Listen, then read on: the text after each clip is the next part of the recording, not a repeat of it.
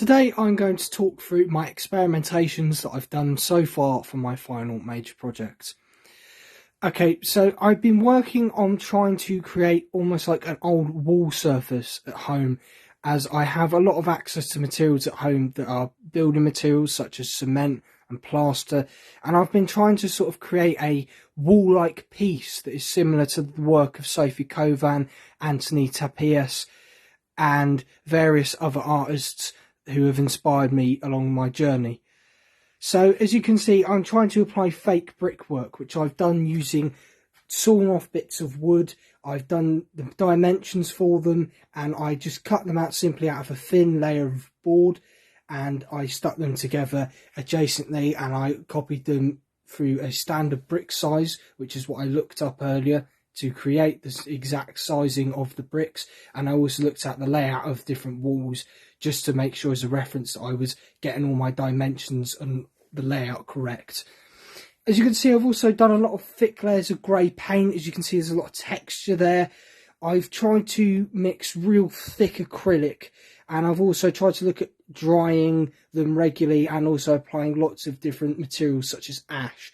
I was trying to create various different layers, and I feel layering is really important with this project, especially because I'm probably going to be layering up a lot more as I go through this project, and these are actually works in progress. These aren't the fully made thing. I'm going to continue working on these, and this is what I'm going to base off for my final piece. And I've also tried to create a lot of cracks as well, because I feel the cracks give it an age, and what I'm trying to sort of emulate is something like an old wall. And if you notice, a lot of old walls, they have a lot of damage to them, but I feel that's one is the beauty in them because it shows their age. And that's, again, something that I'm trying to emulate. So I've done that through use of tools. I've also done it through creating quite dry textures, thick drying textures that don't take very long to dry at all. And what that does is it actually cracks them.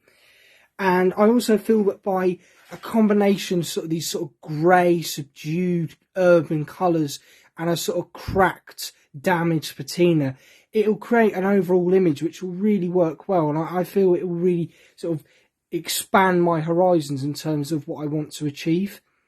Now, as I previously mentioned, these pieces are my sort of inspiration for my final piece. This is what I'm going to base my final piece on. Now, as I have mentioned in my evaluation, I have actually started working on my final piece alongside these at home. So I'm going to zoom out now and just lower the camera down. I'm just going to show you the final piece. So as you can see here, it's a much larger version of what I've done before, but as you can see, it's got a very nice wooden frame to it, and I've tried to do it similar, but I've tried to do it on a larger scale. And if you look closer, you can also see I've tried to work the detail a little bit better than what I've done on the experiments, just to make sure that it can't be seen for anything else, just to make sure that the old wood isn't actually coming through.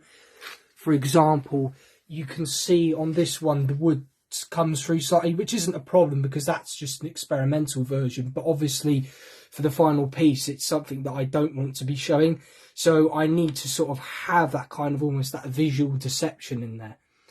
But overall, I'm really happy with what I've done. The mixtures have worked really well, and I feel so far I'm really on track to creating an amazing final piece, and I look forward to continuing experimenting in the future. Now, thank you for watching. Hope you found this video informative and insightful.